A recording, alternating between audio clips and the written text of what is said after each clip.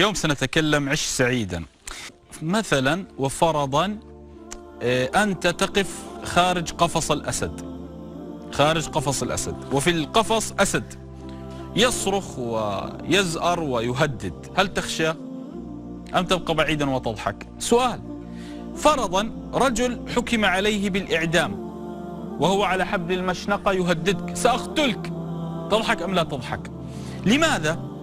تقول الأسد هذا بيني وبينه حاجز، ما يستطيع أن يهدد ولا أن يقتلني ولا أن حتى يؤذيني. الرجل الذي محكوم على الإعدام هذا ثواني ويموت، لا يملك أسباب إيذائي. كذلك الناس. أنا أعجب، نحن نحيا في حرب وهمية، أنا وأنت، أنا أولكم ترى، نحن نحيا في حرب وهمية، نخشى الناس وهم لا يملكون لنا عمرا ولا يملكون لنا رزقا ونخشاهم. نخشى كلام الناس والله بيده المقادير والأعمار والأرواح والصحة والعافية. الناس تتكلم كثيرا، لكن أنا وظيفتي أن أعلم أن الناس لن تستطيع أن تخطو خطوة واحدة تجاهي إلا إذا قدر الله. قال الشعراوي رحمه الله كلمة جميلة ورائعة وتكتب بالذهب. الشعراوي رحمه الله يقول: أقصى ما يفعله الناس بك، يقول الشعراوي، انتبه، يقول الشعراوي: أقصى ما يفعله الناس بك أن يفعلوا ما كتب الله لك. تصور كلمة هذه ليس تبعث الأمل، توقد في قلبك شعلة الأمل. يقول الشعراوي: أقصى ما يفعله الناس بك أن يفعلوا ما كتب الله لك. فلماذا أنت تخشى من الناس؟ لا العمر بأيديهم ولا الصحة بأيديهم ولا الأرزاق بأيديهم، حتى السمعة. أنت ربما تقول يتكلمون علينا الناس، تكلموا عن من هم أفضل منك، تكلموا عن أناس أنقذوه من النار. موسى عليه السلام أخرج بني إسرائيل من العبودية. تصور رجل، يعني أنت لما تكون فقيرا معدما ورجل يستعبدك ويأتي رجل ينقذك ويجعلك عزيزا، ماذا تفعل له؟ تجعله ها هنا تاج على الرأس. تصور موسى عليه السلام يخرج بني إسرائيل من عبودية فرعون وأمامهم البحر انشق ونجوا بأنفسهم، والله عز وجل أبعث لهم المن والسلوى، ومع هذا كله تكلموا عن موسى. وقال الله: يا أيها الذين آمنوا لا تكونوا كالذين آذوا موسى فبرأه الله مما قالوا. اسمع ماذا ختم الآية، اسمع وانتبه: وكان عند الله وجيها. ليس المهم الوجاهة عند الناس، بل الأهم عند الله. لهذا الله عز وجل قال: يا أيها الذين آمنوا لا تكونوا كالذين آذوا موسى. أذى بسمعته، آذوا موسى بسمعته، حديث معروف وصحيح. قال: فبرأه الله مما قالوا. ختم الآية: وكان عند الله وجيها. يعني أنتم لا تهتموا بالناس، المهم أن تكون وجيها عند الله. فتصور، فأنت لما تأتي للناس تقول: يا شيخ حتى يؤثرون على سمعتي، أقول: ما عليك، آذوا محمد صلى الله عليه وسلم وقال الله: ورفعنا لك ذكرك، انتهى. فلهذا الناس تتكلم، تحسد، تراقب، تحرف، تنتقص منك، لكن أنت كن جبلا أشم، ما يضرك لو أن الناس كلهم أرادوا أن يضعوا من قدرك وأمر الله سبحانه وتعالى أن يرفع، ما يضرك. لهذا هذا الأمر أنت يجعلك تحيا بطمأنينة داخلية. اسمع وانتبه، أنت لن تحيا سعيدا إلا إذا كنت من الداخل ها هنا مطمئن.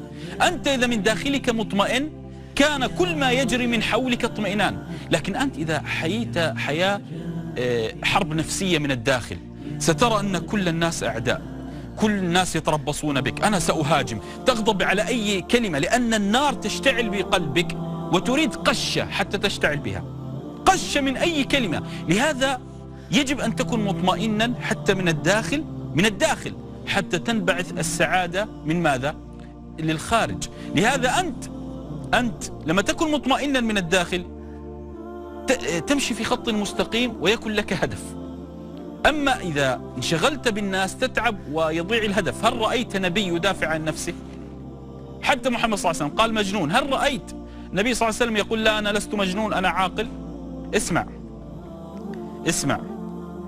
الله عز وجل لما قال وإنك لعلى خلق عظيم،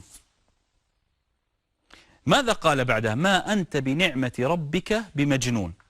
صح؟ وإنك لعلى خلق عظيم. ما علاقة الجنون بالخلق؟ سؤال، ما علاقة الجنون بالخلق؟ المشركون قالوا محمد مجنون صلى الله عليه وسلم.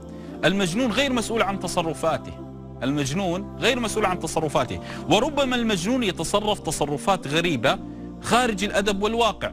فما أنت بنعمة ربك بمجنون، ثم شهد الله له بالخلق وإنك لعلى خلق عظيم. فكيف مجنون وصاحب خلق؟ كيف مجنون وصاحب خلق؟ فأنت إذا أنت النبي صلى الله عليه وسلم ما دافع عن نفسه، فإذا أنت انشغلت تتكلم لا والله فلانة أخت زوجك تتكلم عنك، لا كذابة، أنت أشعلت بنفسك أو بصدرك نارا. فلان يتكلم عنك عند المدير كذاب وكذا، أشعلت، دعهم يتكلمون. الكلام لا يبني مجدا. كل الناس تتكلم، كل الناس تتكلم، لكن الذي يبني مجد هو أحيانا الذي يتجاهل، الذي يبني ويصمت. لهذا علي رضي الله تعالى عنه قال كلمة رائعة. علي رضي الله تعالى عنه قال كلمة رائعة. قال علي نصف العافية التغاضي. أعيد، قال علي رضي الله تعالى عنه نصف العافية التغاضي، يعني التجاهل، يعني بين قوسين طنش. نصف العافية أن تطنش ما تسمع. لأنه لماذا؟ تجد السكري، الضغط، الأمراض، سكتة قلبية، جلط، يحمل هم الدنيا. الدنيا إن حملت هم الدنيا لن يزد في عمرك خطوة، ولن يزد برزقك درهم. وإن تركت هم الدنيا لن تتأخر عن عمرك خطوة، ولن يزد برزقك درهم. فأنت يجب أن تحيا نظيفا، بمعنى آخر نفض نفسك وجسدك وعقلك من كل توابع الهم، واتكل على ربك. الله يحب المتوكلين، الله عز وجل يحب أن تأنس به سبحانه وتعالى. فعلي لما قال التغاضي أو نصف العافية التغاضي، ما قال عبثا، كأنه يقول لي ولك إذا أردت أن تحيا سليما ذهنيا جسديا فكريا، هذه نظفها، دع الناس تتكلم، ناس لن تصمت. يا أخي تأله على الله. بمعنى آخر رزقهم وعبدوا غيره، أوجدهم وعبدوا غيره. الله عز وجل علمهم الكتاب والحكمة وقالوا اتخذ الله ولدا، وقالوا عزير ابن الله، يا أخي تصور أن يشتم الله. تصور إن الله فقير. تصور وصل الناس لمرحلة إن الله فقير ونحن أغنياء. ونحن يد الله مغلولة، أعوذ بالله، غلت أيديهم. إذا وصلوا لله ألا يصلون إليك؟ من أنت وأنا من أنا؟ نحن بشر. فطبيعة الناس أن تنهش، ونادرا جدا أن ترى من يرمم. لهذا أنت حتى تحيا بعافية اهتم بنفسك، عش مملكة نفسك. أنت إذا انشغلت بحروب نفسية هنا وهناك لن تنشغل بذاتك. النجاح هو أن تجعل المشروع هنا نفسي مشروع، أنا أجعل نفسي مشروع. أما إذا أنا أجعل الدفاع عن نفسي مشروع، سأمضي كل عمري أدافع، سأمضي كل عمري ماذا؟ أدافع. انشغل بنفسك واجعل لها مشروع قيم. وإلا تصور معي لما يأتيني رجل يجعل لكلام الناس قيمة في نفسه، ويحمل هم تبعات كلام الناس، ويرى أن كلام الناس حطموه، خصوصا من النساء أو الرجال، أو هذا يعمل موظف. إذا أنت إذا كان هذا الكلام الذي هو أطلق، يعني الرجل الذي يتكلم لا يبالي، العقلاء قلة، والناس الذين يلزمون الصمت قلة. عادة الرجل الجاهل يلقي الكلمة ويذهب. من الذي يحترق؟ الذي يسمع. فهو ذاك الرجل الذي يتكلم يحيى بطمأنينة، وأنت تحترق، أنت تحترق. لهذا الصدق عليه الصلاة والسلام، من صمت نجا. لهذا أفضل درس النبي صلى الله عليه وسلم علمنا، أفضل درس. جاءت اليهود السلام عليك يا مذمم، وذهبوا. جاء اليهود قالوا السلام عليك. ما معنى السلام عليك؟ عفوا الحديث السلام عليك، ما معنى السلام عليك؟ يعني الموت عليك. ما قال النبي صلى الله عليه وسلم عليكم أنتم يا أحفاد القردة والخنازير لعنكم الله، لا، قالوا عليكم. هم أرادوا الموت عليك، فقال صلى الله عليه وسلم وعليكم. ريح نفسه صلى الله عليه وسلم. ما يعني انظر ماذا يشتمونني. هل رأيت النبي صلى الله عليه وسلم انتقم لنفسه؟ قالت عائشة ما انتقم النبي عليه الصلاة والسلام لنفسه قط. لهذا النبي صلى الله عليه وسلم كان من أسعد الناس، كان النبي صلى الله عليه وسلم من هنا سعيد، طمأنينة في قلبه رغم الفقر الذي مر به، رغم المصائب. لماذا؟ لأنه يرى من نفسه أني همي أكبر من أن أدافع عن نفسي، همي الآخر، همي أن أنقذ الناس. فأنت كالأم، الأم لما يكون هم الأم أن تربي وأن تنتج جيل، لا يهمها سفاسف الأمور ولا تركز على الأمور التي لا قيمة لها. ترى أن أنا مشروعي أن أخرج جيلا ناجحا. حتى المدير الناجح لما يكن همه أن ينمي الشركة، لا يهمه ما يقول الموظف فلان وفلان وهذا يتكلم والسكرتير، ما يهمه، المهم أن ينجح مشروعي، أن أتجاوز مرحلة الصعوبات. كذلك أنت أعظم مشروع هنا أن تحيا مطمئنا. لهذا أكثر الناس قلقا هو الذي يجعل كلام الناس ميزان لحياته، ميزان لحياتي. أنت لو جئت جلست في غرفتك وقلت لا خلاص أنا لا أريد أن أخالط الناس وأنا تعبت من كلام الناس، سأغلق الباب على نفسي، لا الناس لا أريد، ماذا الناس ستقول؟ هذا عند مريض نفسي. مريض نفسي؟ هي مريض نفسي، شوف جالس لوحده ما يطلع من البيت، حسبي الله عليه. زين أنا سأخالط الناس حتى ما يقولوا مريض عن نفسي. شوف 24 ساعة داير هنا وهنا وهنا، ما له قيمة، مسخرة، عند فلان وعند فلان. زين ماذا أفعل؟ سأضحك مع الناس، مهرج، مسخرة، يضحك مع فلان وفلان. زين سأكون جدي أنا، خلاص سأكون جدي. معقد. إذا لن ترضي الناس. لا، إذا الله عز وجل أعطاهم رزق وأعطاهم العافية وما رضيوا عن الله، ما رضيوا عن الله، وأعطاهم رزق والعافية والصحة ما رضيوا عن الله، يرضون عنك؟ فلهذا عش مملكة نفسك ودعهم. الناجح من يحيا هنا براحة نفسية عارمة، تجتاح في نفسه مع أسرته مع أمه مع أبيه، هذا الناجح. أما الذي يمسك وماذا قالوا ماذا تكلموا، ستبقى تحيا في دوامة تدور وتدور ولن تنتهي منها. لهذا الذي يرى في نفسه كما قال صلى الله عليه وآله وسلم، الله عز وجل النبي صلى الله عليه وسلم ماذا يقول؟ قال عليه الصلاة والسلام قبل هذا الله عز وجل يقول نحن قسمنا بينهم معيشتهم في الحياة الدنيا، يعني نحن يا معشر الإنس رزقكم عندنا، فالكلام لن يزد بالرزق، وإن لم يتكلموا لن ينقص من رزقك. الدواب ما تتكلم ورزقها مضمون، أليس كذلك؟ لهذا إياك. لهذا الله عز وجل قال كلمة رائعة، آية عظيمة، قال الله إن أنكر الأصوات لصوت الحمير. هل فكرت لماذا الله عز وجل رغمها لو أنا سألتك من المزعج أكثر، القرد أم الحمار؟ تقول لا القرد. من صوته مزعج أكثر، الغراب أم الحمار؟ تقول لا الغراب. لماذا الله عز وجل قال أنكر الأصوات لصوت الحمير؟ أسألك بالله هل فكرت بهذه الآية؟ دعنا نتفكر خطوة خطوة.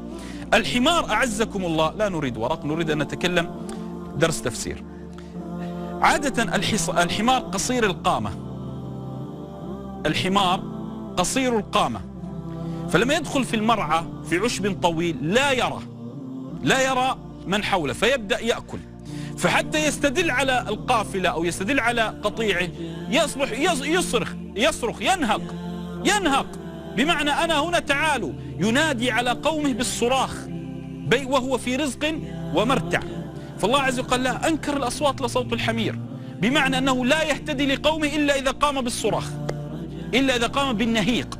فأنت إياك أن تنتهج هذا النهج، بمعنى إن خاض الناس خض وإن صمت الناس صمت. بمعنى آخر أنت تكن في مرتع ومأكل ومشرب، ومع هذا تصرخ ليراك الناس، لأن الحمار عزكم الله ينهق إن قطع عن قومه ليراه القطيع، ليراه من فصيلته، يدل الحيوان المفترس عليه ويدل من شاكله عليه. كأن الله يرسل لك رسالة، لا تبرز نفسك بالنهيق والكلام، أبرز نفسك بالعمل. انظر للحصان، صهيل الحصان يمدح عند العرب رغم قلته. لهذا الله عز وجل لما قسم الحياة وقسم المعيشة انتهى. من كان همه الآخرة، من كان النبي صلى الله عليه وسلم جعل أن من كان همه الدنيا فرق الله شمله. الله عز وجل يفرق شملك، لكن أنت إذا كان همك الآخرة أتتك الدنيا راغمة، فدع الدنيا مرحلة نمر عليها بمركب، مهما سعينا أن نقاوم هذا المركب أن لا نمضي به لن نخلد استحالة. تعلم لا تنافس كثيرا على الدنيا، هذه نصيحة وسأبدأ البرنامج. لا تنافس كثيرا على الدنيا ولا تقاتل من أجل الدنيا كثيرا، فأقصى أمانيك أنك لن تخرج منها حيا. أسأل الله لي ولكم الثبات والتعقل